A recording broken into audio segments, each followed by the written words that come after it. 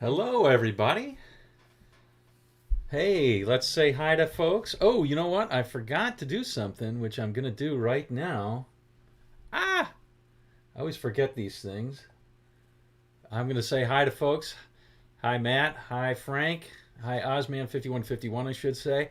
Hi, Nemo Unknown. Hi, Dave Sikora. Hey, good to see you on. All right, Robbie Love and David Smith. I'll be with you in just a second. Until then, you can tell me if you can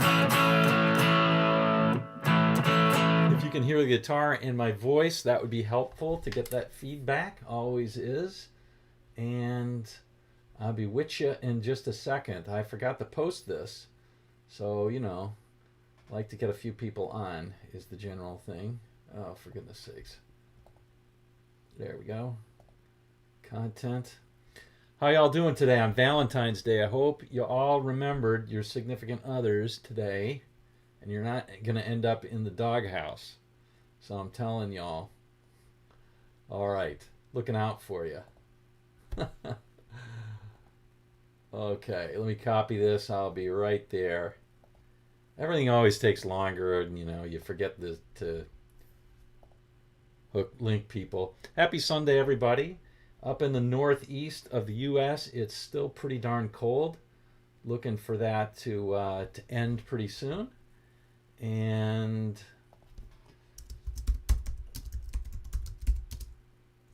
here we go. All right, so the live stream's happening now. It's all there.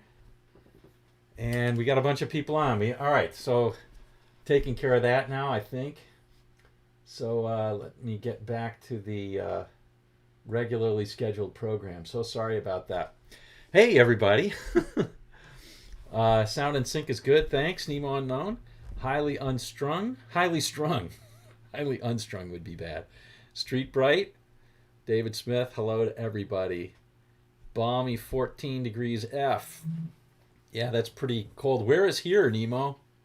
At the bottom of the sea? Sorry, couldn't resist. Doghouse. Red doghouse would be Jimmy's. All right, let's see how many people are on. So we got 10 people on. That's not a lot of people. But hopefully we'll get a few in a bit. And I don't know. I never know why I can't get the scroll bar. There we go. All right. There we go. So we're going to talk a little bit about minor and major pentatonics. Oh, is that right? Wow. Hey, Sonia. And hey, Baba S. Good to see you. Snowing in Dallas. Wow. Hey, Chris. Yeah, so we're going to be talking about using minor and major pentatonics, and actually just when can you use that whole minor and major thing, which is very, very common in rock. First, just a couple of announcements. As always, thank you so much to those who donated to the channel. Always really welcome either a donation on the website or super chat during live streams. Really nice. It helps keep me going. So helps keep me jazzed up, fired up, whatever you want to say about that. So it's always very much appreciated. Never necessary, but it's always appreciated. Okay. So the second thing is, I think I already said this, but I'm going to keep saying it until it happens. We are going to launch the memberships, the members site. It's going to be on Teachable along with the rest of my teaching products that are there. To see those, you can click a link on any video. For some reason, YouTube at the moment is not letting me post comments before I go live, so I have to wait till I go live to post comments, but I'm already live now, and I don't want to post comments while I'm talking, so you can go to any of my... It doesn't make any sense, right? Why don't they just let me post comments beforehand? Doesn't make any sense, but there you have it. So you can go to... it should be in the description of the video if you want to see. You can click. It's the same place you get the tab and all that. All right, but that's going to happen early March. It's going to be lots of fun, and I think a lot of fun for folks who are on. All right, well, let's get to it. But first, let's do a little improv to something that may be kind of appropriate doing some of this minor and major stuff. So let's see. I always like Sundays because I get to improv a little bit. Most of the stuff I have to do note for note, and that's not really my. Believe it or not, that's not really my bag. I don't dig that so much. I like improving, and to me, that's what it's all about. Okay, so let's give it a whirl, so to speak. Got the Harley Benton out today. What do we got here?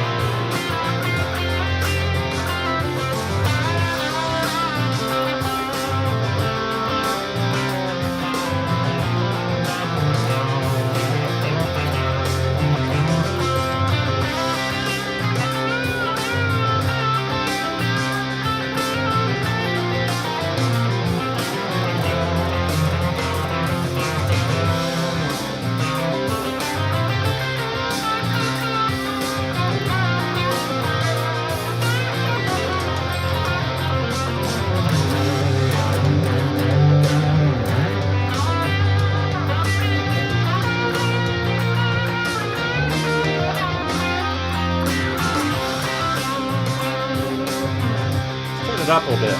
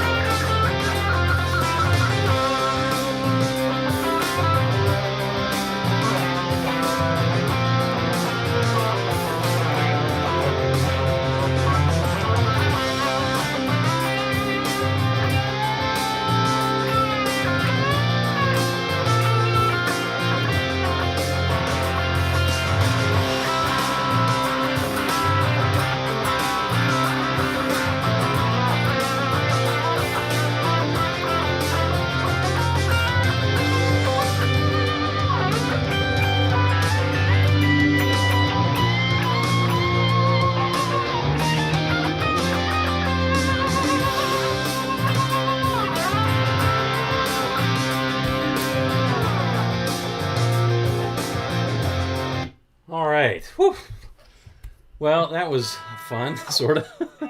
So what's going on there? I was doing something like a little Mixolydian thing there, and basically that's one of the watchwords where you can do this minor and major pentatonic mixing of stuff, right? And so we're going to talk about that just a little bit.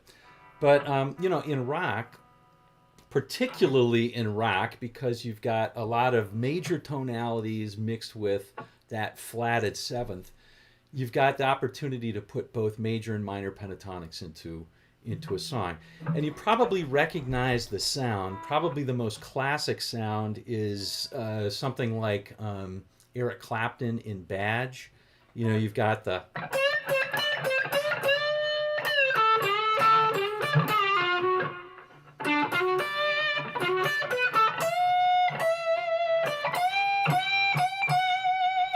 that kind of thing. And let me take off some of the horrendous gain there. Oh, too much gain on that sound for Clapton, certainly. And then maybe for Angus Young, he used it pretty commonly. Let me take off that reverb. I'm not digging that either. Leave the delay on. There we go. Angus Young, for example, used it a lot, like in "You Shook Me All Night Long." That solo right there has a lot of minor pentatonics, and so the chords are C, G, and D. So you might say, well, geez, this is the key of G, and yet the beginning starts out in a minor pentatonic. It's very rock and roll, because Brian Johnson sings it with a very bluesy sort of. He uses a lot of flatted sevenths and stuff like that in the vocal. So the solo kind of goes,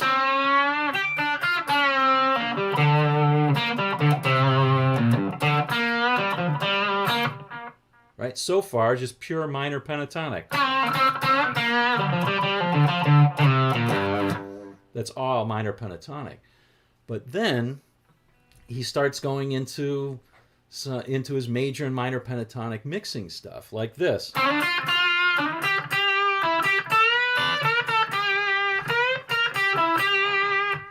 Right? So here, there's a very common move in minor and major pentatonic mixing of things, is to start out with this minor pentatonic lick right here.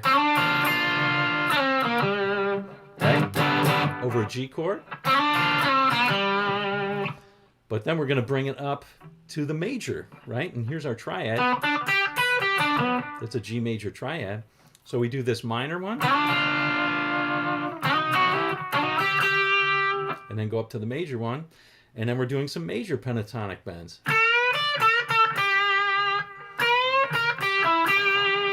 Right? So you can hear the mixing of that. I talked a little bit about that in the B.B. King scale, or in the B.B. box lesson I gave a while back, is it's an excellent place to mix the major and minor pentatonics, because you've got a bend right here. This one is major. Here we're bending up a whole step from the G to the major third. And here we're bending up a whole step. We're starting with the minor third and we're bending up a whole step. So we've got major and minor sounds right there, easily at our fingertips. That's the minor, and that's the major. So really easy to do that. And you can hear the rest of the song, the rest of the solo is kind of like that as well. So it goes kind of like...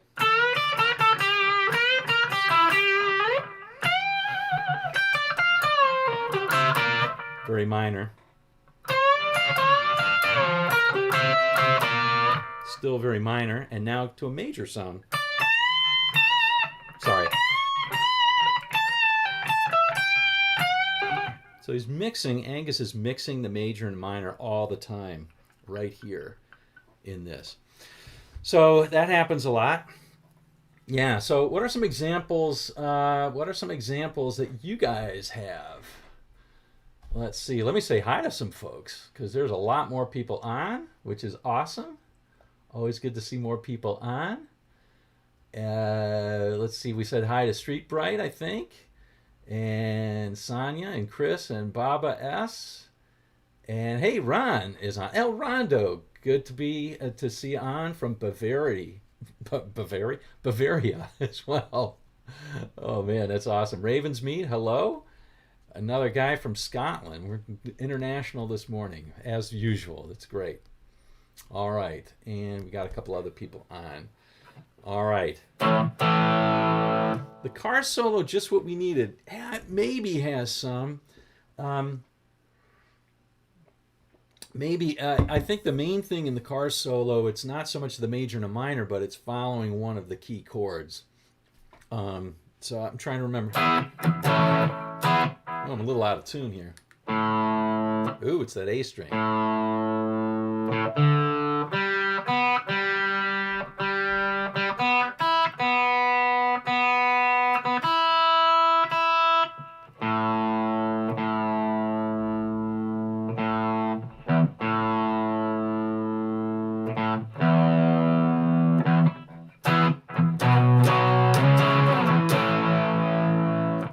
Right? I think that's basically it. Let me see.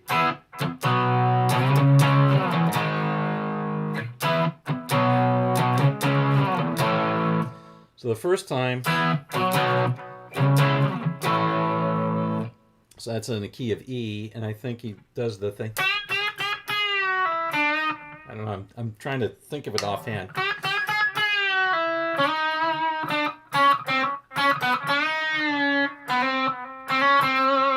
Yeah, so he goes to that major third of that.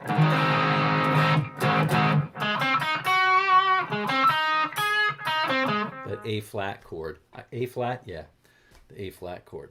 So I don't know if it's so much the major and minor, but hitting that major third or that minor third is a key thing. So it has that major minor sound for sure. All right. So Mixolydian, yeah. So basically any place where you can use the Mixolydian, that's, if you know the Mixolydian, that's great. We're trying to stay in pentatonic land, at least for the moment. And Dickie Betts solo in Statesboro has this. Yeah. So I think the key thing for this, and the key thing for the Mixolydian sound is, and the question is, does that flatted seventh sound good? If the flatted seventh sounds good in the progression, then you're going to be able to switch between the major and the minor kind of effectively. I think that makes a lot of sense. So let me give you an example. Let me give you an example of the last one, of the one that we just did, and I'll show you. The flatted seventh sounds pretty okay at times, and so you can use it.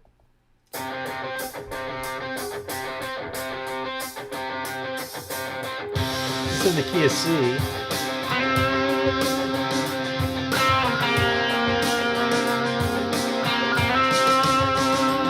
So flat seventh is going to be a B flat. Sounds great, right?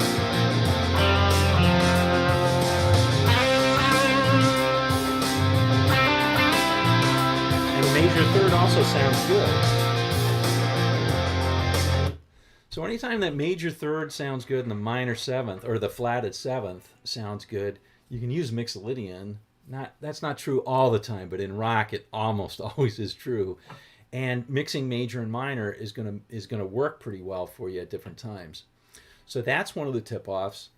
The other tip-off is when you go to a chord that clearly is a half step below where you think it's going to be, and we'll cover some of those a little bit in a little bit.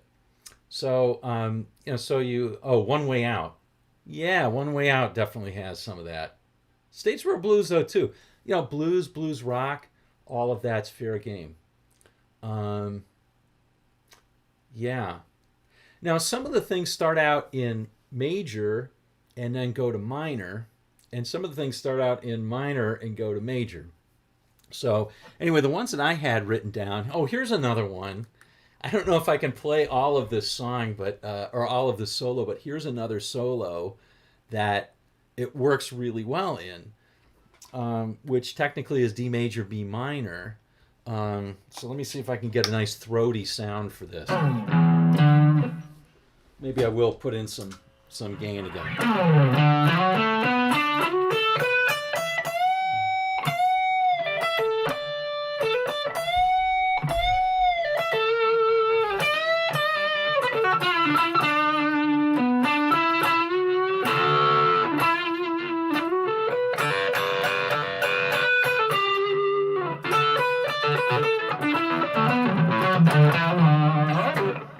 And then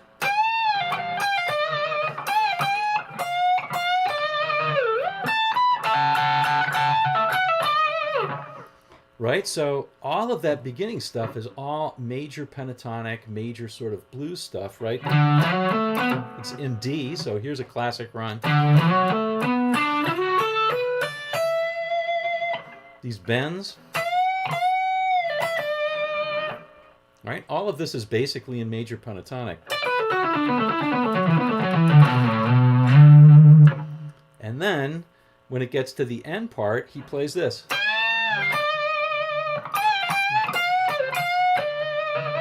And that's minor pentatonic.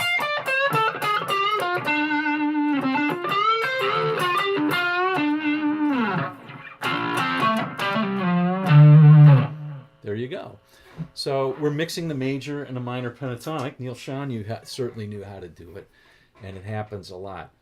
So there you go. Mr. Thomas V, thank you. And it's kind of like a Strat without being a Strat. So there you go. Yeah. So that's Lights or whatever is a great example of that as well. And basically you can listen to any Robin Ford song, at least in the old days when he just did blues. He does more stuff now, but all that stuff you could mix in for the most part. That. So how does it work though? When you play, how does it work? So the way that it works, at least for me, is that I do it kind of by position. I can do it modally, which is kind of how, I don't know, most people on here, I think, understand that I'm more of a modal player than I ever was a pentatonic player. I use pentatonics like as an afterthought. But just because that's the way I learned. So I don't always think about switching major and minor pentatonics, but I do think about positions. And, when you think about that mixing of major pentatonics and minor pentatonics, you do think about the, this kind of lick of the, right? So you're going between major and minor pentatonic on something like that. In this case, I started out with the minor, classic lick, right?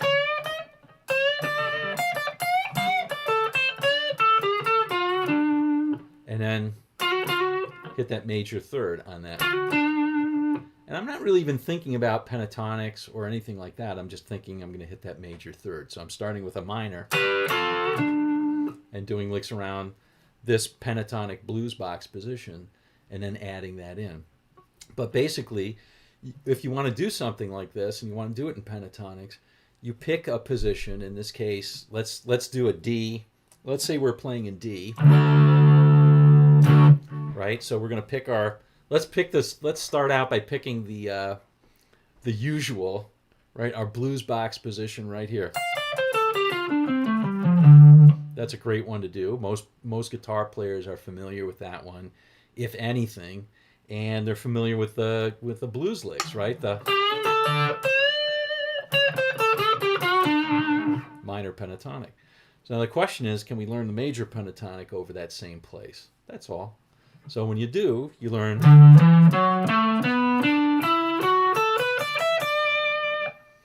And the nice thing about that is that a lot of those notes are right next to notes that are otherwise in the minor pentatonic. So if we have this and we have this, we can use that to our advantage by playing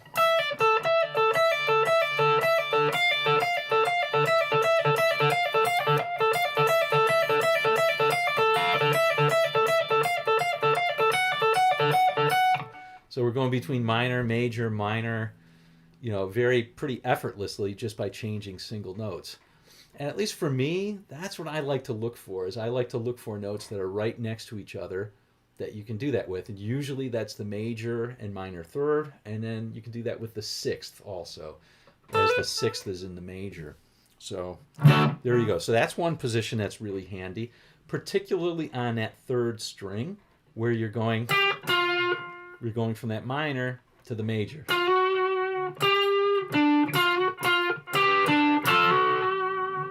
That works. Another position that works great is the major pentatonic box, just 3 frets down. So if we were playing this in D, the major pentatonic box is going to be here. Right? Here's my D, and here's my D, and I'm coming down from it, but I'm using the same pattern. However, you know, that's, at least to me, another comfortable place where you can learn the minor pentatonic over that as well. So if you go to minor pentatonic, I think most people call this positions 5 of the minor pentatonic. I associate everything with chords, so I don't think that way at all. But if I think about that as position 5 of the minor pentatonic, it's this one where you're starting out here. It's 1 down from the blues box. Here's my blues box. It's this one right here.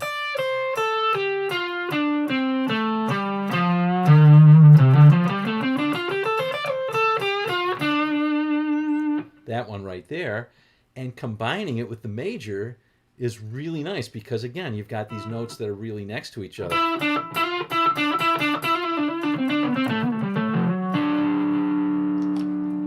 Make sure you hear that one. A lot of really nice stuff you can do with that.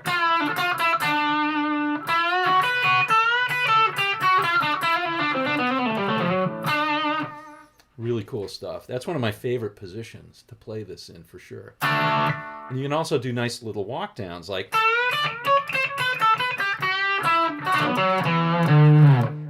you know, that kind of stuff.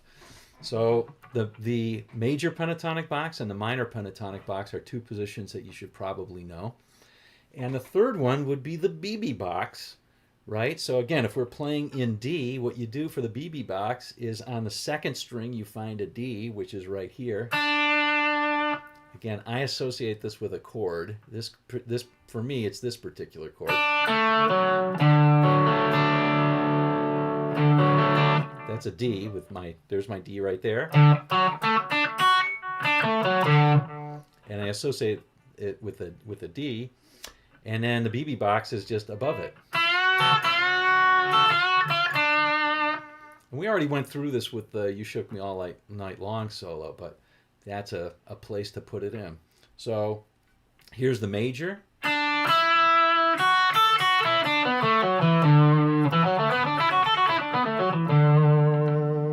the minor. And if you can make it nice and bluesy, put in the blues notes, then it's even cooler. So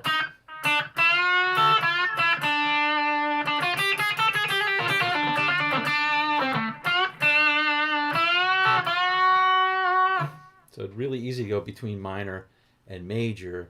And you'll notice I'm really just kind of playing with those sounds. Once you get used to it, it's not so much an intellectual exercise as it is a tonal exercise. But, you know, get yourself used to it.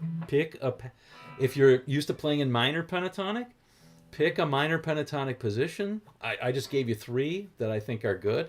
I guess that last one I gave you was minor pentatonic position 3. Again, I don't think that way, but I use chords to anchor everything.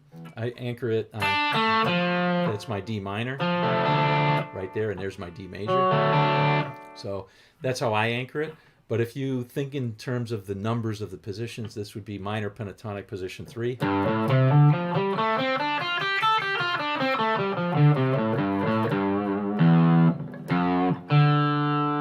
There you go. All right.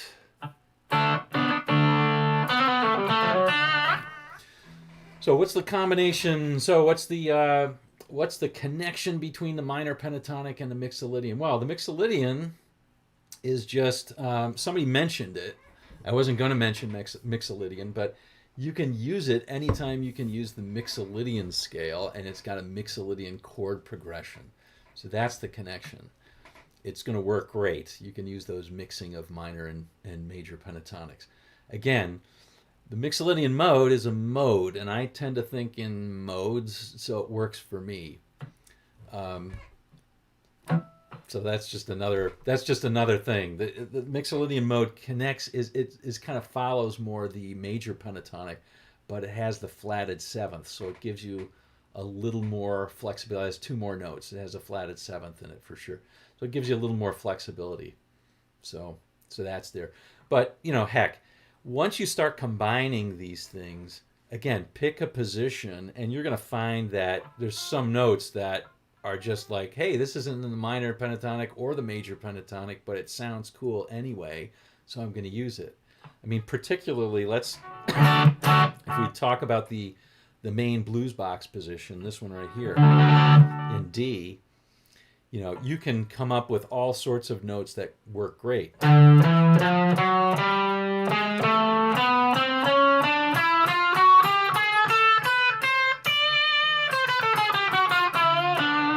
All of those notes work, but as long as I don't stop on them, but they all sound great.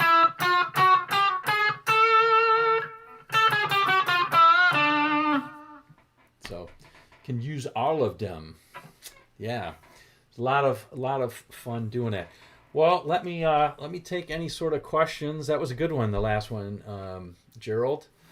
The pentatonics, one of the things with the pentatonic scales is that one of the reasons that are good and bad about them, it's a double-edged sword, is they take out certain notes that can be wrong, right? So in the original thing that I was playing, well, let me give another example. So this is maybe a little bit more esoteric, but I will give it anyway, just because somebody asked and it's a cool question. So this is in this one we're gonna, hey Bertrand, this is we're gonna play this one. This is in the key of F, and it modulates a little bit, but it's mostly in the key of F. I'm just gonna play it, and the first, let's just kind of get to it. So I'll show you some options that are here, and I'll talk through it.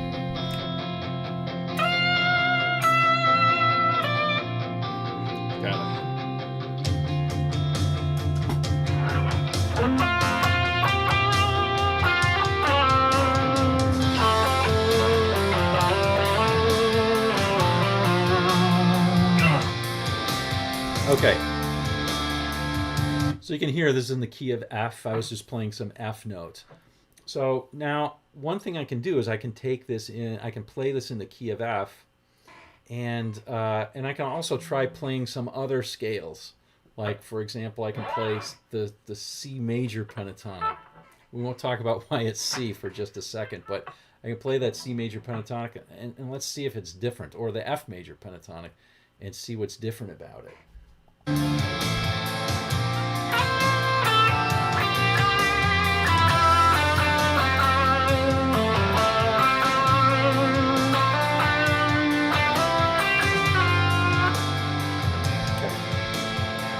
So you can see some of those notes don't sound great. That E doesn't sound so great.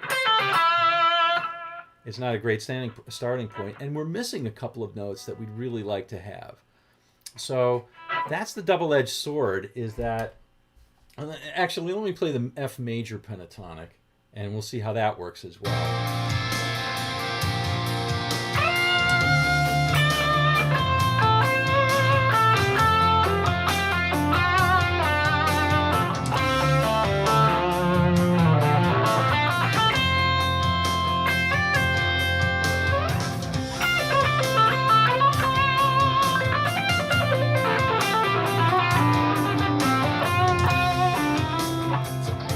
Having to want to play the extra notes.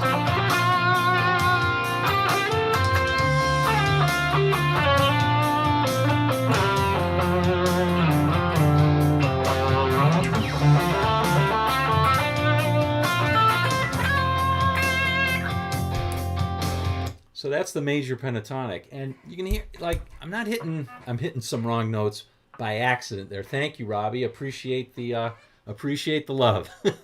Thank you, Robbie. Appreciate the super chat. I'm hitting some wrong notes by accident, but those major pentatonic notes, there's no wrong notes. So, and it's that's going to be true of this one, and it's going to be true of some other ones as well. And I'll give you an example. But that's the advantage. So let me just play the major pentatonic. I'm not going to try and do something interesting. I'll just play it.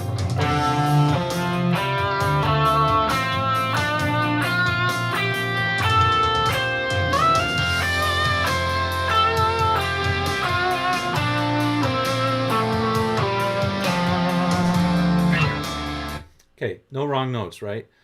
The thing is, you can't be, in my opinion, you can't be as expressive as in this case, the chords support an F major scale or an F Ionian mode.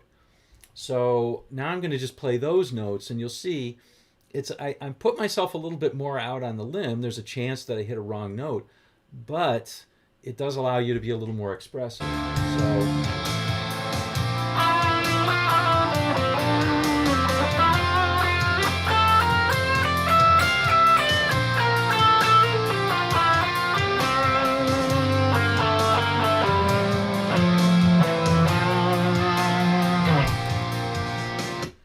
Honest truth is that sometimes you want to take a half step in music instead of a whole step, so or a step and a half, and to me that makes all the difference in a lot of cases. So then in order to play the modes, you do have to know a little bit more about theory to support that, but that's not that hard. You write out the chords. Sometimes it's a little hard. I shouldn't say it's totally easy, but you write out the chords and you see where they go and what's going to work. So this one's going to support that. Now, let me do the original one that I was doing, which had a much more bluesy sound. Did you see how this kind of had like a pop sound to it? This one has a much more bluesy sound, the one that I did in the beginning. This one right here. And for this is in C. But if I play it goes like basically C and C and B flat and F. But it's C. C is home bass, so C mixolydian this would be. But if I just if I just went with C and went with C major pentatonic, you're going to see it works okay. So let me give that example.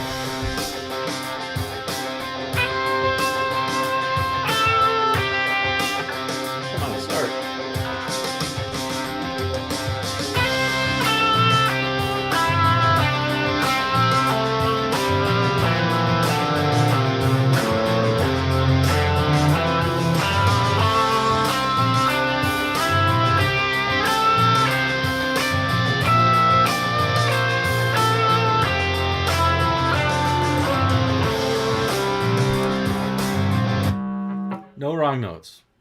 Nothing wrong with that. Nothing wrong with it. But during that, didn't you just crave this note right here? I know I did, which is the flatted seventh. I just craved playing that. Now, I know it's in C. If I go to C major, I get it wrong. And there I hit some wrong notes. So that's why I have to know it's like mixolydian. I have to hear that, or I have to know the chords. So I'm going to play C major now, and you're going to hear some wrong notes. And I promise I'll play the right notes afterward. Hang on to C for a while. Okay, here we go.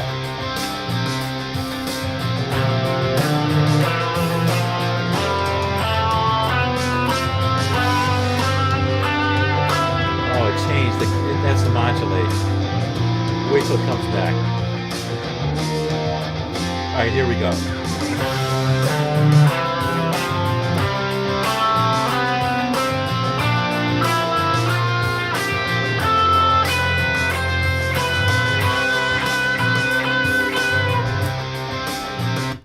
That regular seventh in the C major, the natural seventh in there sounds wrong. It sounds wrong. It's because we want that minor seven because there's a B flat chord in there. So the mixolydian just fixes that, what you have to know. And now it does make you a little more expressive than the major pentatonic allowed you to be.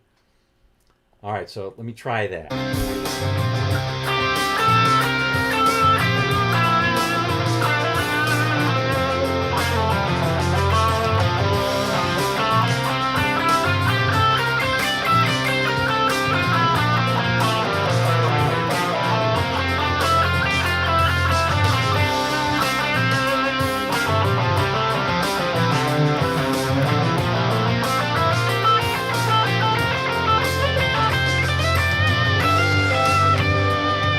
Modulated there. Okay, we'll come back in just a second. Now we're back to the Mixolydian.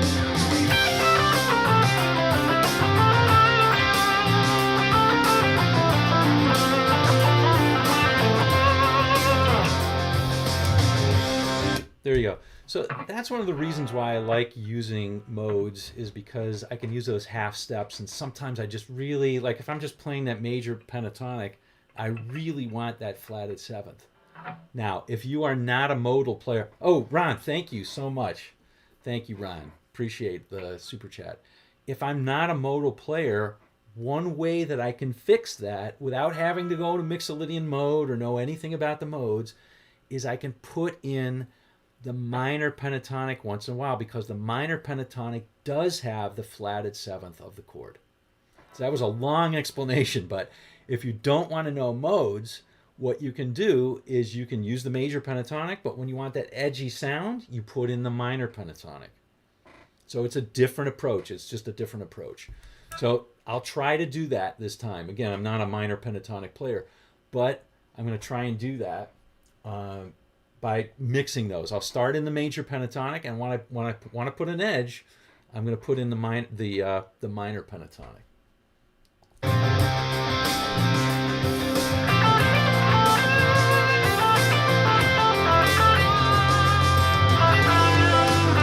I'll wait for the modulation to end. I always hit the middle of this modulation. All right, here we go.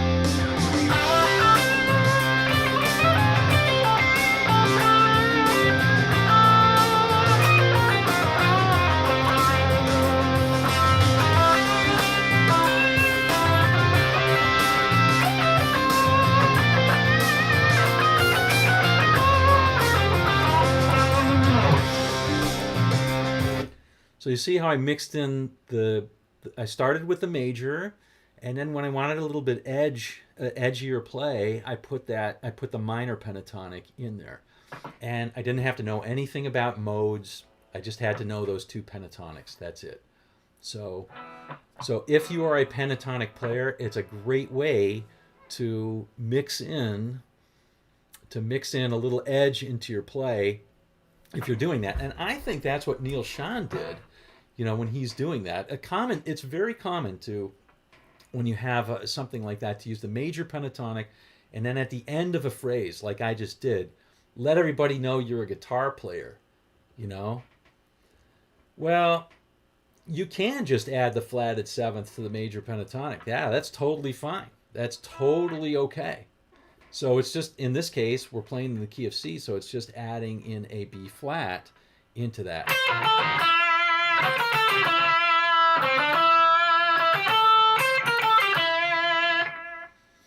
And that's fine. I still find myself wanting to add this note too.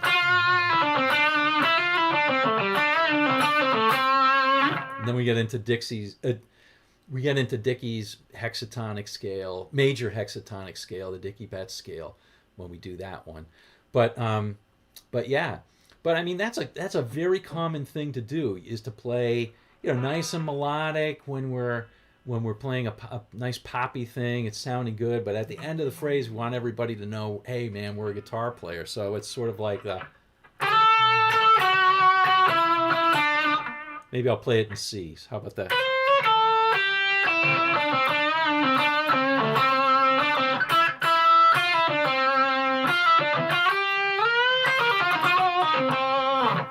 Something like that, right?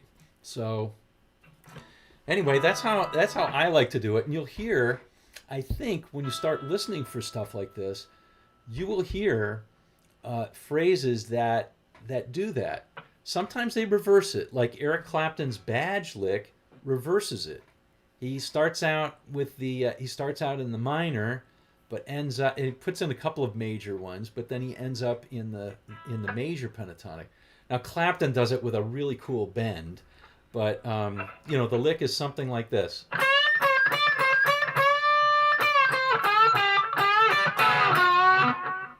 I'm gonna take off all this crap on the guitar, so it's something like.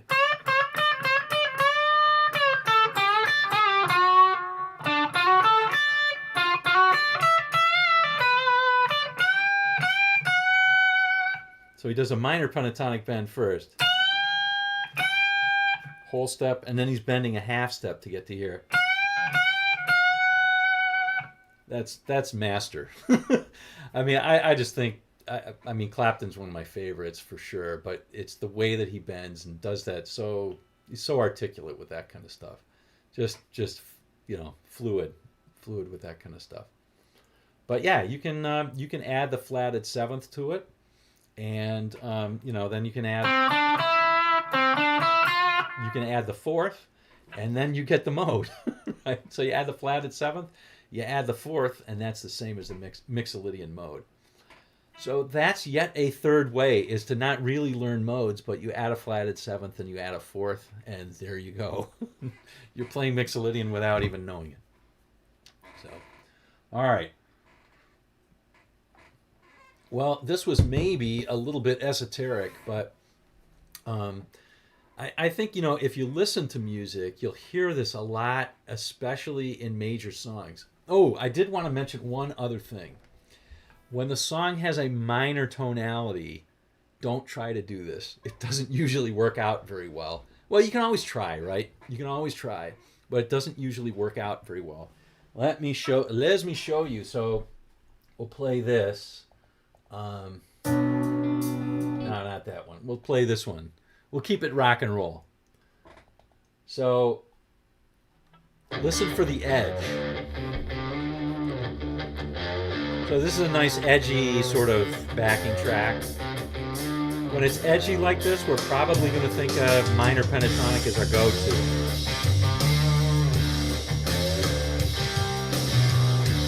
Happens to be in D.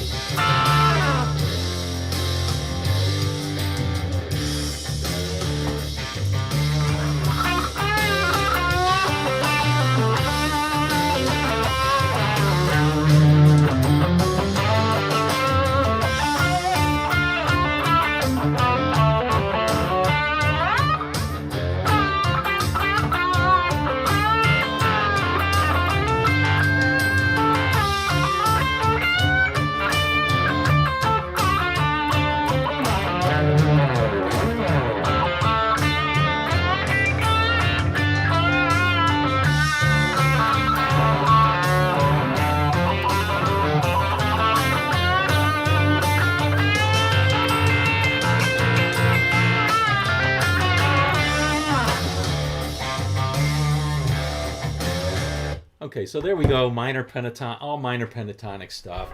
Sounds great, you know. It's all good. And yes, Ron, adding that fourth works. I think instead of thinking scales, well, we'll get to that in just a second. Let me cover this first. I don't want to get carried away. So minor pentatonic on this one sounds really nice, right? But now watch what happens when we try and mix the major and minor pentatonic on this one. This is nice and edgy. There's no real major sounds in this. And if I do the acid test of, hey, can I put in that minor sound, or I'm sorry, that minor seventh, it passes that test.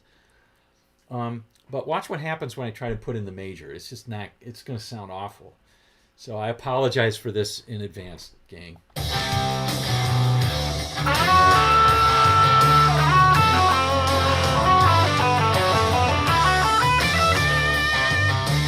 Really struggling for that.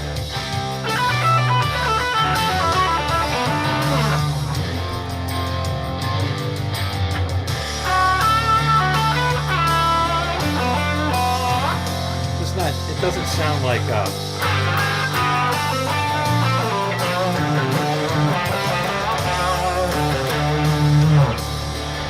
just doesn't have that sound to it. So I don't know what it is, but it's really hard to put in a major when it's really that grungy like that. And if it really is a minor key, forget it. You know, so like this one right here, I'll play this. This is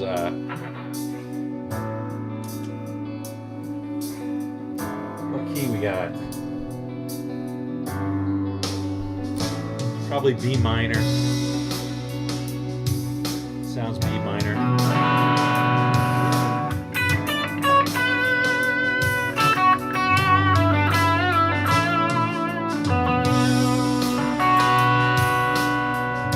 Try putting a major into this, forget it. Oh. But a minor sounds great. Minor pentatonic.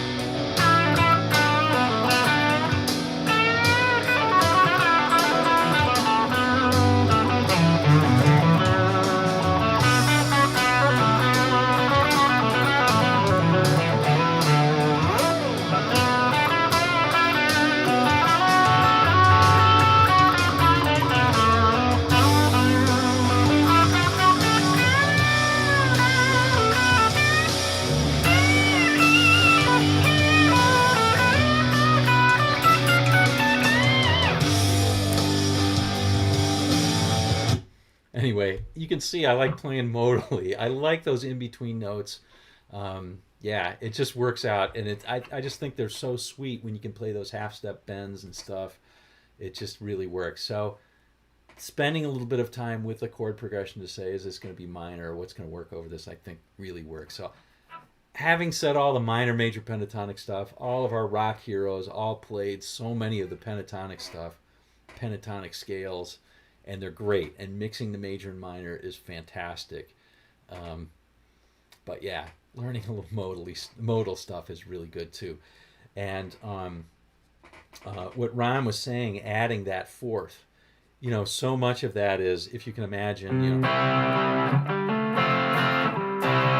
now channeling Dickie Betts here.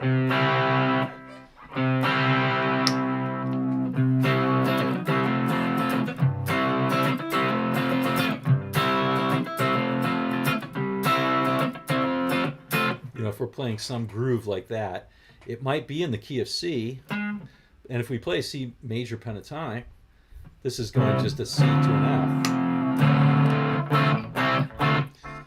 And if we play the C major pentatonic, nothing wrong with that.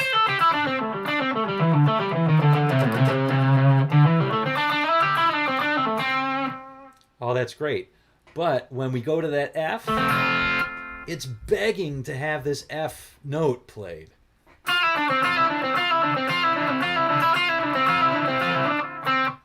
There it is. There's the Dickie Betts.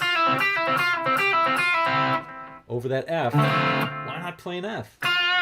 That's the added fourth. So you can think of it as an added fourth, or really just playing over those chords, making sure you play that F sometimes when there's an F chord in there.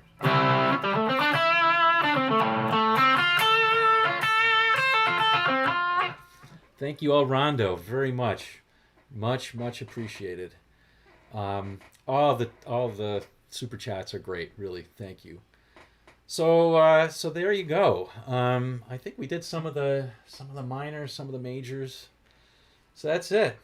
Let's see. What would I think of using over a chord progression of minor sevenths? What do you mean by that, Mike? Chord progression of minor sevenths, like what?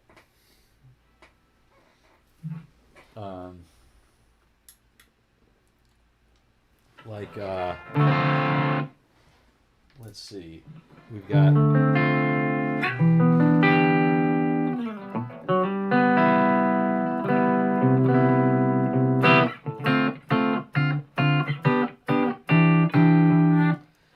where does it resolve to, though? Like something like this?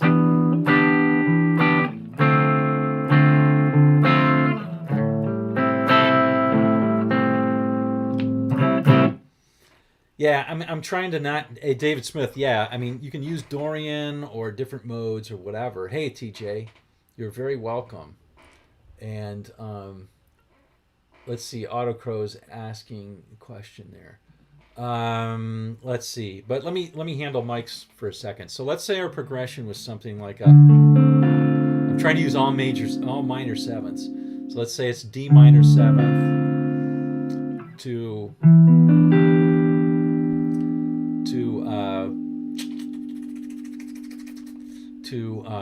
E minor seventh to A minor seventh. Does that work for you, Mike?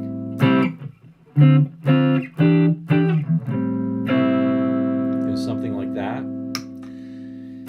There's a couple of different things that would work here.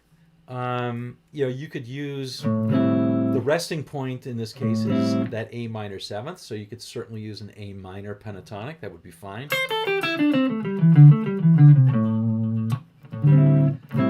I don't think mixing in a major is going to work so well on this one. Yeah, because it's not. That major pentatonic's not going to work so well. So now I'm going to get to maybe David's question or comment, and I would say the following. You could use a Dorian, for example, over this. You could use D Dorian for this.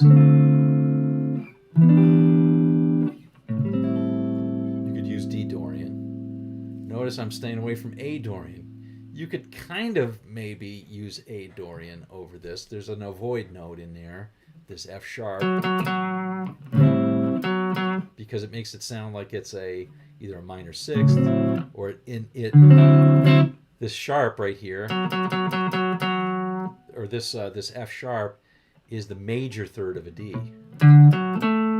You see, so that it makes that minor sound bad. You could use it though. Maybe it gives it an edge or does something to it. But you could use the D Dorian. Now the interesting thing is, when you're talking about pentatonics, a lot of these things are the same.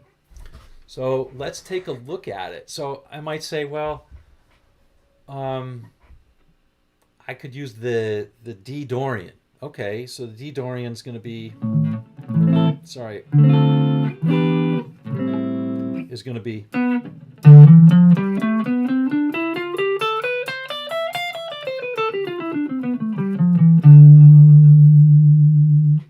and Ron Shack is asking a really good question here, but I'm going to continue on this before we get to it.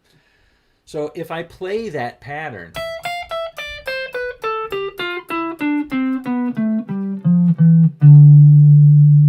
right? Let's say I play that pattern, and now I think of a D minor pentatonic. All those notes are in the D Dorian. So the D Dorian is the minor pentatonic with a couple of added notes. It's the same. It adds this note right here, and it adds this note right here. It adds in a sixth and a ninth, right? So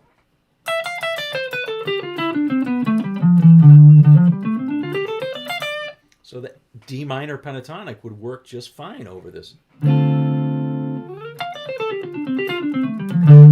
It would work great. Now, to Ron's point, well, isn't the D Dorian just C major? Yeah, it is. So it's the same notes. They share the same notes, C major and D Dorian. So it's no wonder that A minor pentatonic is going to work, because if C major works, wouldn't C major pentatonic work? Yeah. So that's also going to work. So an A minor pentatonic will work and a D minor pentatonic will work. They're very close to each other. There's only like one or two notes that are different, and they're not the notes that really count all that much in here.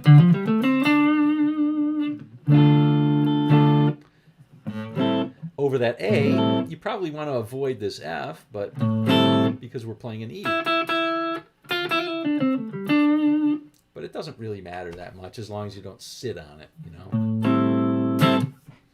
Anyway, for what it's worth, there you go. There's just... Now, I think a lot of people are like, well, geez, that's just so much to think about. I could play this, or I could play that, or I could play the other. That's right. That's what practicing is for. And I would say flip it if you're having that sort of deer in headlights moment and you're thinking about it that way, flip that around and say, not I have to play it all, but I can play more if I want to. I can play different things if I want to. I have other options. And I can assure you that when I'm playing, I don't think of any of that stuff. I'm not thinking of any of that stuff. When I'm playing well, when I'm playing bad, then I start to question myself and I start to think about, am I playing the right scale? And I've lost it because the music has moved past me. So, performing and playing, two totally different things. I don't perform a lot anymore, and it really shows, I think, on Sunday mornings. I miss the pocket sometimes. It's embarrassing, but there you go. Yep. Yeah, A minor 7, same notes. Yep. Well, people often say that when you play a minor 7, what's going to work over that is the Dorian mode, and it does. Phrygian is less. You can also play Phrygian, which is another minor mode, but Phrygian is less common for our ears, so we often don't play that. All right, we always end up talking about modes. I think it must be me. But I'm really glad, Ron, you mentioned that thing about just adding one. Sometimes just adding one note makes all the difference. And you can always figure out what notes to add by thinking about the chords. What chords are being played over. So on this one, it was a progression like...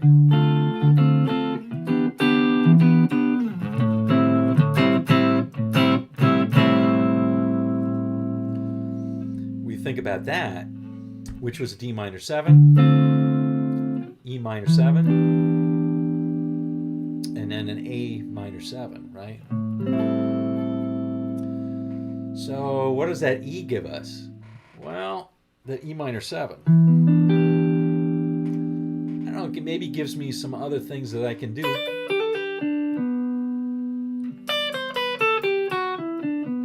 You see, this is all working well over that Dorian mode, over that D Dorian. So there's a lot of good stuff that's in there. But one of the things that does add is it adds potentially this note, which is a D. So that D is something to avoid. F sharp. This F sharp is something to avoid when we're playing that D minor 7. So see, again, you're thinking, if I want to play to the chords, I could do different things. But when you're really playing to the chords, I think it's much better to think of arpeggios and think of the chords. So let's not go too far there. This will work. C major scale works great over this progression, and there we go. All right, and in fact, this E minor 7 is very much like a C major 7 anyway, right? So C major 7, perfect for key of C.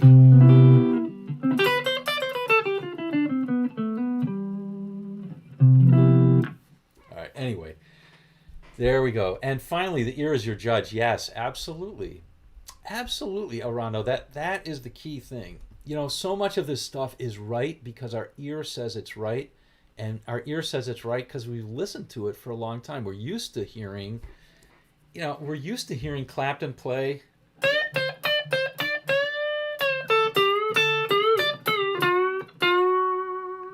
We're used to that. We're used to hearing blues players play that minor to major third a little bit flat. Why?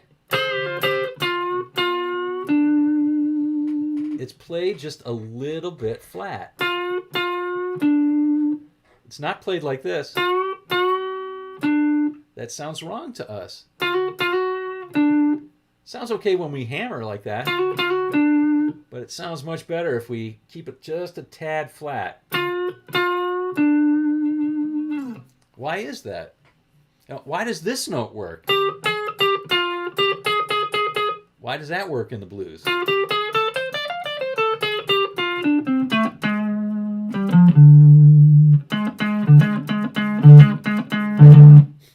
That note is usually not a very good note, and you wouldn't hear it in a 1930s ballad. You're never going to hear that note in a Jerome Kern. Well, you might hear it in Showboat, but over some of the bluesy numbers. But you're not going to hear it in a classic ballad of some of the old show tunes and stuff like that. You're just not going to hear that. They didn't have that sort of sensibility to put in there. You're not going to hear it in classical music, but you'll hear it in blues. And modern pop is a combination of all sorts of different music, Appalachian music, classical, but especially this clash between the blues and pop and whatever was the hit parade stuff. Yeah, so cool. So cool. The tritone. That's right. The tritone. The devil's interval there. Wasn't that it? Didn't the Catholic Church ban the tritone or something like that? I've heard. I don't know if that's really true, but I've heard that. I think I'm going to make this a Harley Benton day. I'm going to replace... That's the blues scale. That's right. Juan, it's just the blues scale. It's just the blues scale. So let me flip guitars here. Let me flip guitars. I always like when I play this one. I like this guitar a lot.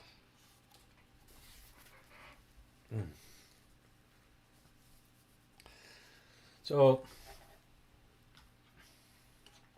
let's just hang for a bit. So what I don't have any other things on the show. So if you have some questions, let me just kind of sit and I can do my best to answer them. But other than that, I want to thank everybody for coming on today. It was a lot of fun. It's always a lot of fun to play and to talk about some things. Minor, major, pentatonic. Yeah, it's just a cool sound. Mixing major and minor is just a really, I don't know, there's something about it that just has a lot of emotional impact. It's a great way of modulating. So there you go. Tritone is the devil. Let me make sure I'm in tune here.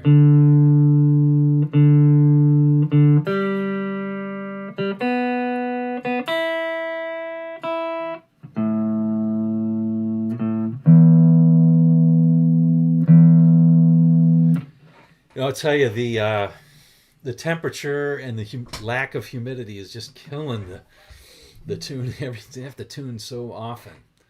So thank you, Gary. Thank you very much, Gary. Much appreciated. The church didn't like those intervals. No flats in other places, hence perfect firsts and fifths. Yeah, that's right. That's right.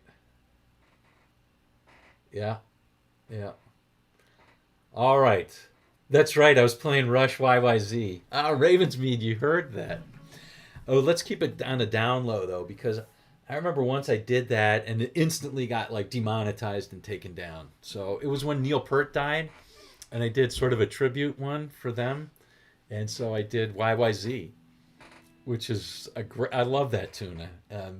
I think it's back up now, so if you want to scroll back, you can find it. But I was really bummed because I practiced that morning. I was like, hey, I could do YYZ. Let me try that. It was fun. But there we are. Why are pinch harmonics difficult to learn? I don't know. Are they difficult? So, pinch harmonics. Let's do garden variety pinch harmonics. All right, that's a great question. So let's do garden variety pinch harmonics. So a pinch harmonic, or some people call them squealies, are these sorts of sounds, right? This sort of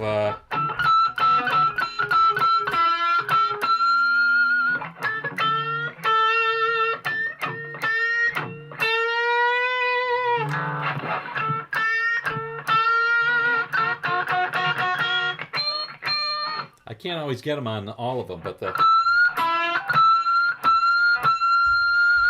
there's some good pinch harmonics. So how do you get those? Well, a couple of different things. One is it'll happen on different places on the guitar when you're picking here, right? So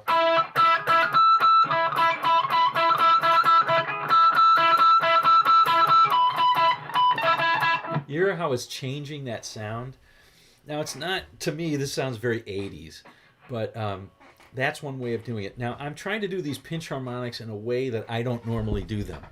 I have a very strange picking manner. I hold my pick in a unorthodox way, so my pinch harmonics are better going backwards.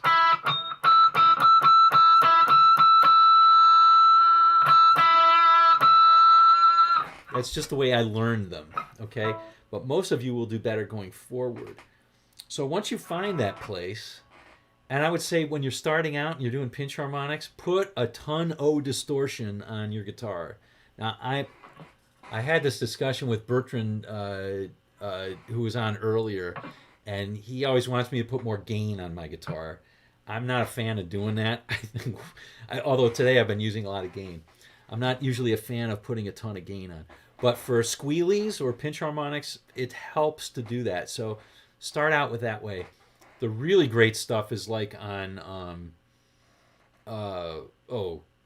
Clapton's, I'm trying to think of where he does the pinch harmonics.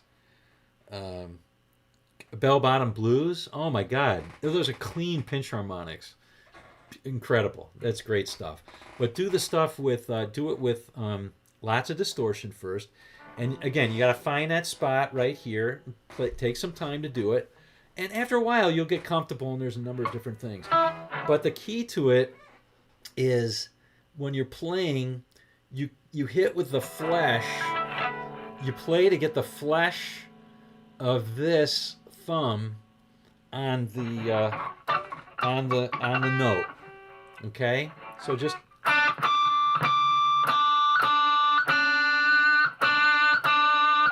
and so I play to touch this finger. My first finger touches the string, and then my thumb brushes against the string. So that's, I think, the key to it.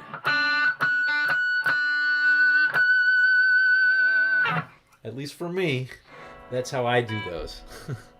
So pick and thumb at the same time. That's right. Got to have that pick and the thumb kind of hitting it at the right time. For me, also, my index finger hits it just a split second beforehand. That happens for me, but it may not happen for everybody. But just if you practice that, you'll start getting some stuffs. Yeah.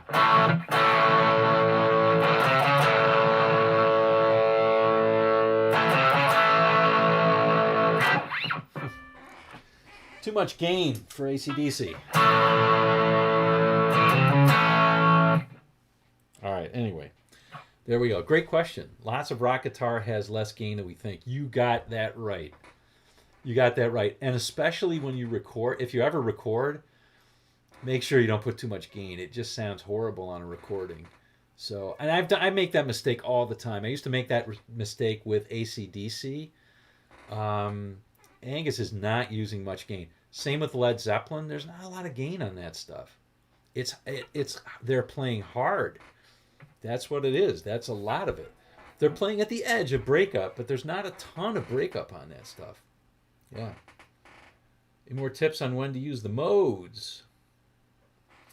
Oh, well, like I say, I am a modal player, so here's what I think, at least with the modes. Modes to me are made for chord progressions, right? So if you have the standard chord progression like a blues, something's out. That A string.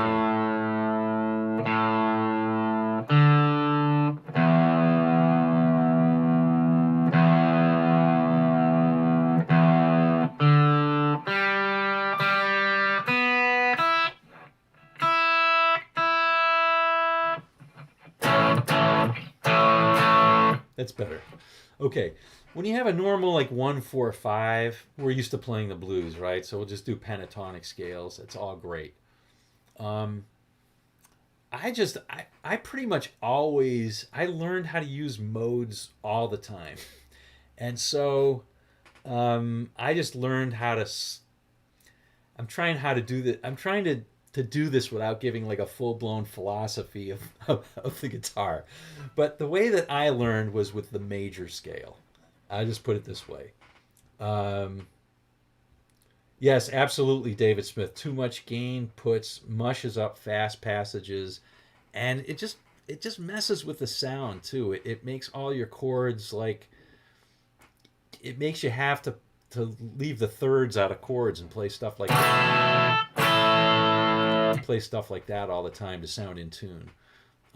But anyway, lots of other things. So I learned the major scale, and so when other people were playing like licks like this,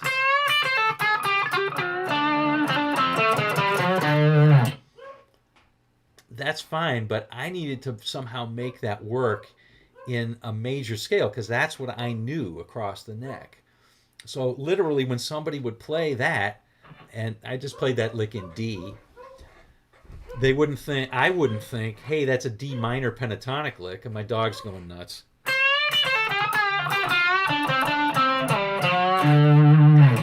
I wouldn't think, hey, minor pentatonic.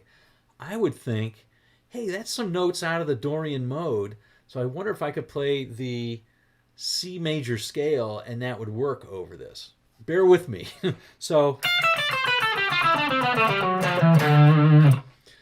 some of those notes were, it leads you to playing lots of notes, which is not always good.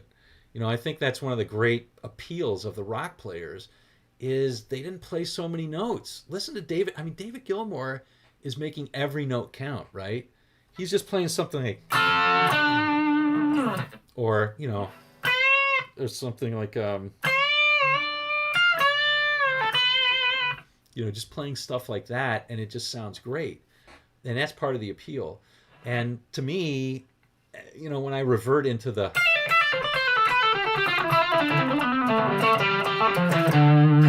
I'm reverting to my high school self where I was doing all that kind of stuff. But that's how I thought about it. I thought about how can I get that tone? I'd figure out a mode that worked. Now, I know this isn't helping yet, but what it led me to do was think about modes by my ear rather than what's the correct answer to all this stuff. And I did end up finding that when it wasn't so much when it was less of a blues sort of sound, and it was more like a, let's see, what is it?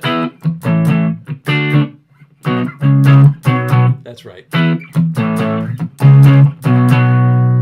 When it was a chord progression more like that, I would be able to figure out a mode that worked pretty well based on a major scale. So I'd figure out what chords. In this case, we've got an E. I don't know if this is the original key, but what I just played. E to an A, C minor, C sharp minor, to B. And so I'd figure out what major scale fits over that. In this case, it's the E major scale. So all is well and good with the world. I just say this is an E major scale and this is an E major. And I wouldn't say E Ionian mode. But if it were some other progression, like,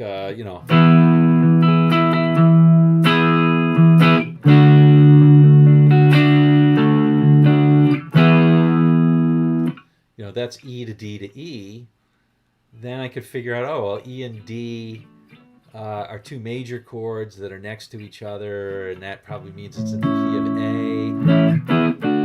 A. But my starting chord is an E, so that's Mixolydian. That's E Mixolydian because E is the fifth of A. It's just how he did it. But the advantage of doing that is when you look at a chord progression, you can see which chords are oddball chords and which chords don't fit in. And so, so that helps. So to me, modal play can help with that. There's more. There's a lot more to it than that, but generally, when you're looking at chord progressions, then you can think about You can think about modes. So let me show you. Great example. So in the very beginning, I didn't think about it this way, but I could have. I was playing this thing in C, I think. Yeah. Yes. All right. So I'm playing this. I'm going to remind everybody of what it was. I think it was this. I'm just going to remind folks.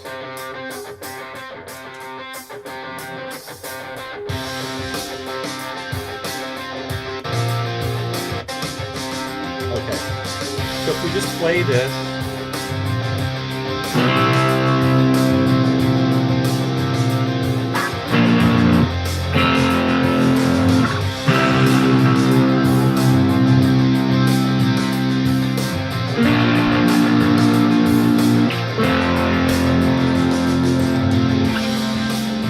Okay, so that whole beginning, totally the chords are C. I'll forget about the forgetting about for the moment the bass notes and stuff like that, because there's some wild bass notes in here. But the chords are C, B flat, and F. Okay, so those chords fit into the F major scale, but they start on C, so C is the fifth of F, hence this is in C mixolydian. That's the scientific way of doing that, okay? And all is right with the world, so I can play C mixolydian. I don't have to do this whole major and minor pentatonic mixing, although I can do that. It's fine if I do. All right? So let's listen a little bit more. I'm still going on, same thing.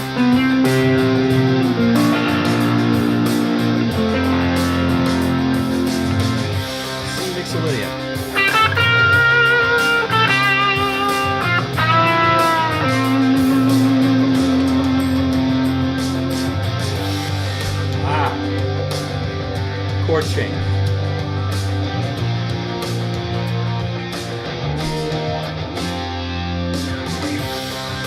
Okay, so there's a chord change there, and the chord change, there's a modulation there, and so it does some interesting things there. So here's what it does. Here's what it does. It goes between the. Let me turn this down. Turn down a little bit more. There we go. So C to B to F a bunch of times. And then it goes G. Now, how do I know that it's modulated? Because G major is not in the F major scale, right? So I know it's modulated. I know it's changed keys. So that G is either a chord that I need to deal with alone, or I need to figure out something. I need to figure out something to do with it, right? The next chord after that, let's listen to that again.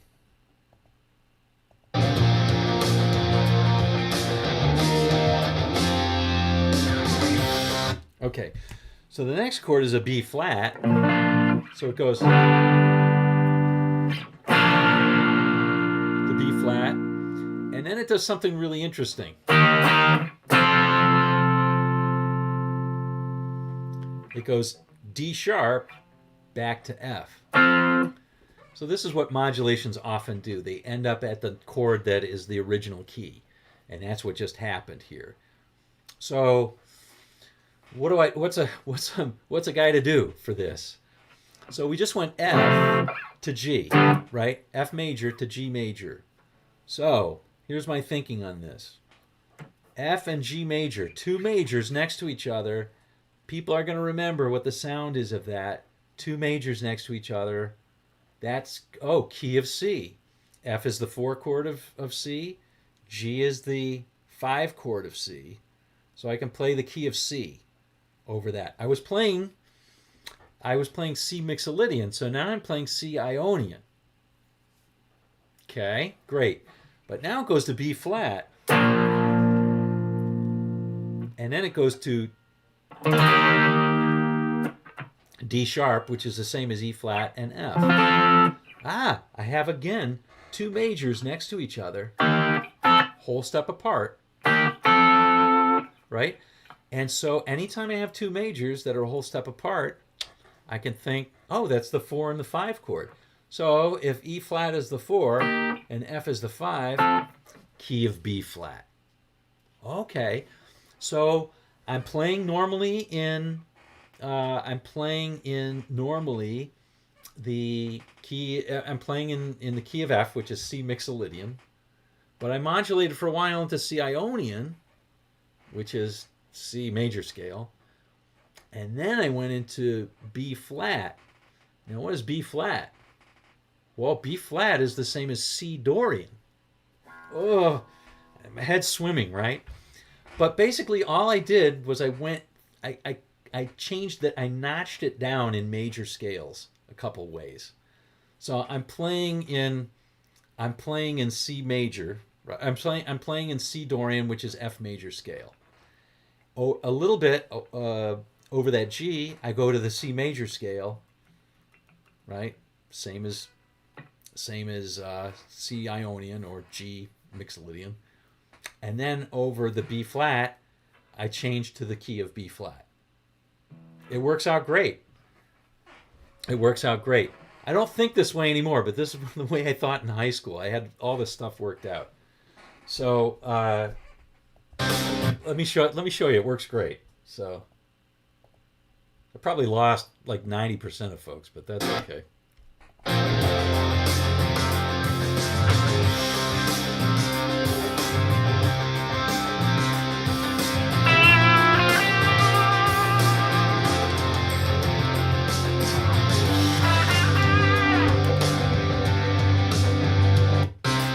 Okay, so I'm going to start out in C mixolydian, then over that G, I'm going to go to C major, and then over the B flat to E flat to F, I'm going to play B flat.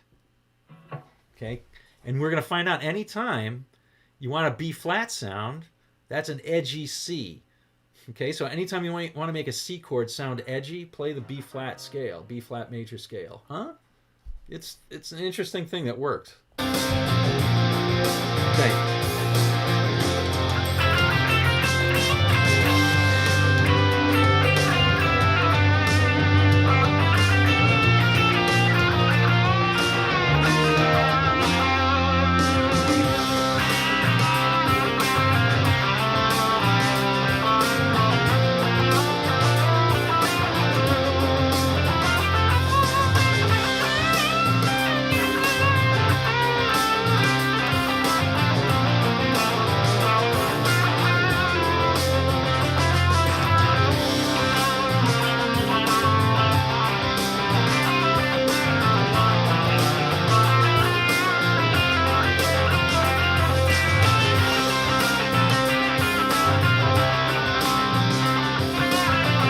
Here it comes up.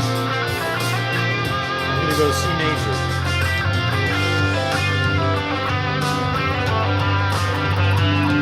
Now B flat. Back to C mixolydian.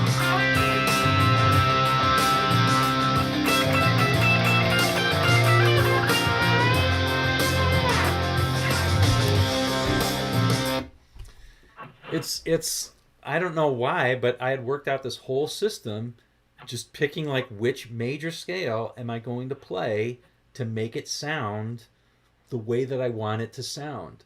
So if I want it to sound really sweet, and you know, look, gang, I'm going to share with you at least a secret. This, at least to me, is my biggest secret that I'd like to share with people.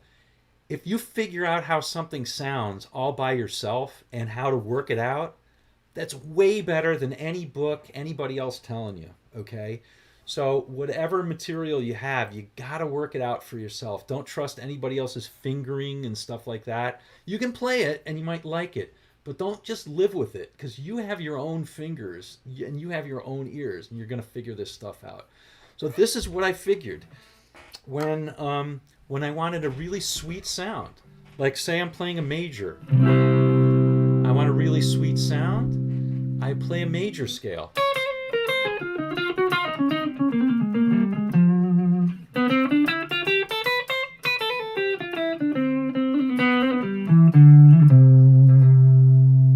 Right? If I want a slightly edgy sound, I play not the C major scale, but I take away one sharp, or I add a flat. In this case, I add a flat and I get the F major scale.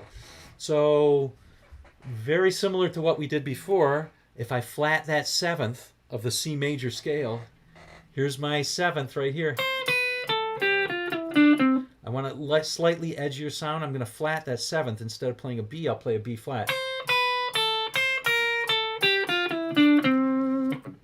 So that means I play an F major scale. I clock it down one on that. If I want a harder edge sound, I'm going to add yet another flat. And so instead of F, I get B flat now. Okay? And if I want an even edgier sound, I'm going to add yet another one, and I'll play in the key of E. E flat. So I was playing in C to have it nice and sweet. Then I got a little bit edgy and played in F. Then I got a little bit edgier and I played in B flat. And then I got really edgy and I played in E flat. And that's just adding flats to my original scale. And that'll work in any sort of key. Like take the key of E.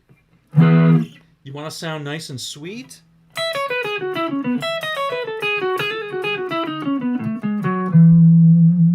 That sounds nice and sweet. You want to sound a little bit edgy?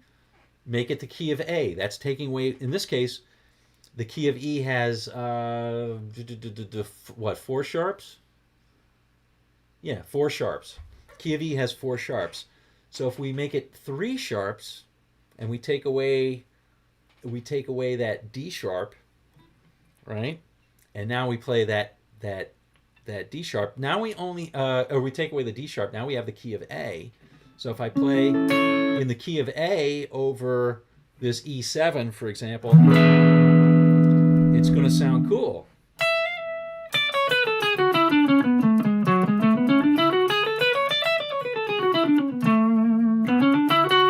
Now I've got to end on my E's because I'm playing an E chord. But in any event, there we go.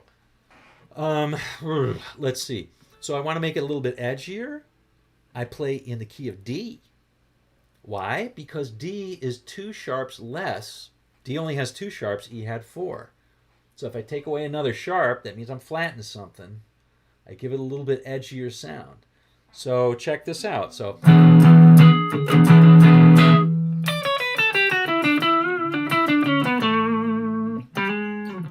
all right, so it sounds good, and it just sounds a little bit edgier than.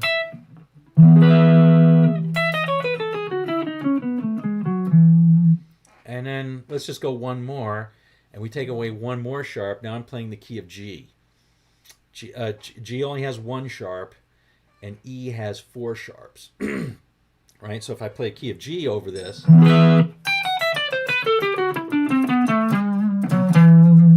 it sounds kind of minor-ish, doesn't it? And that's no accident. What is E in relation to G? Oh, E minor is the relative minor of G. That's true, yeah. So, I mean, all these things are related. There's mathematical relationships, but that's how I figured it out in my head. It's sort of like, well, if I play, I don't know, I'm playing an E, and I want it to sound a little bit funky, what do I play? Well, I play 1 less sharp, so that's the key of A. Okay, I got it.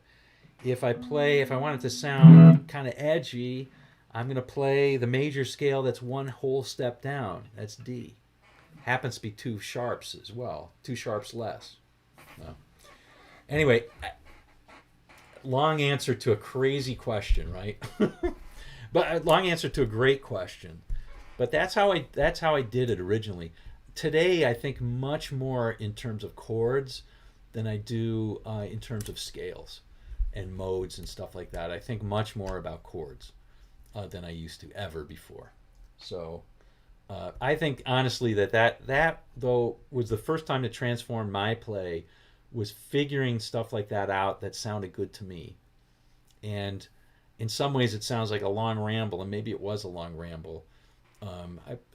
At some point I put up a video a long time ago that showed how you can relate all of that to the circle of fifths and to the fretboard, and how to think about in terms of like these half steps. But I couldn't think of exactly how to do that without my charts and graphs and the stuff but the idea is eventually just to relate it to the fretboard and your ears to get, how do I want to get that sound? Listen to Tim Lurch. I'm really going on now, but listen to Tim Lurch talking about, he says, people who study modes, they'll say, well, I've been studying the Dorian mode. And he said, well, okay, so sing me the Dorian mode. And they can't do it. Modes are about the sounds that you produce, not just about the theory. So you got to get your ear used to it, as El Rondo said. All right. Well, I think I scared everybody off with that last question, because I'm not seeing any activity anymore. So I am going to end it with a little improvisation. And we'll end it with a little improvisation. I'll thank everybody. Remind you, if you're still on, please do me a favor and like the video. It doesn't cost you anything, but it means a big difference in terms of my views and all that kind of stuff. But I want to thank everybody for coming on. Thanks to the folks who dropped me a little bit of cash on the super chat. Very, very appreciated whenever you do that. Again, it's not necessary, but I really do like. It's like I said to people, I think it's kind of like playing for tips in the coffee house when I used to play. Alrighty, hey, happy Valentine's Day to everybody. Make sure you take care of your SOs, your significant others. Tim Lurch is a really nice kind of jazz blues player. He's kind of known for the jazz blues stuff. He's got a very firm opinion about a lot of things, which I don't always agree with what he's saying. That's okay, right? He has, like I say, he has his own head, and he has his own hands and fingers and his own way about thinking things. But he's a smart cookie, and he knows what he's talking about. So, yeah, learn the sounds. Don't just learn theory. It's easy to spout off with stuff like that. But the reason why I know this stuff is because I figured out a lot of it by myself. And a lot of times I don't know what's in the books. I just know how it works. So, all right. So, you know what? I'll tell you what. We'll go over something where we have to use a little bit of I'll use plenty of gain on this one because Tom Scholz used gain a lot. All right? So we'll use plenty of gain on this. I'll even put a little delay on.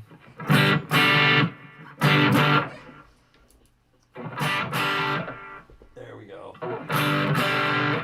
Yeah, that'll do it. All right. And I'll say, have a great week, everybody. We'll try and think of a nice, fun show for next time and maybe not do something so technical. But, hey, if you're on my Facebook group, great way of just suggesting, hey, what do you want to do next time for the show? And that's a great way to do it. If you're not on a Facebook group, consider joining it. It's called The Joy of Guitar, and it should be in the link in the description, so you can check that out. I want to thank everybody who gave the super chat and who has donated, and just thank everybody here for being on. Thanks for sharing your Sunday with me. Again, if you have any suggestions for what to do on these live streams, feel free to let me know, and that'd be great. All right. And don't forget to like the video, yeah. And subscribe if you haven't subscribed. Okay, that's enough garbage. Let me just play it out. Have a great Sunday, everybody. And we'll do this one some other time as well.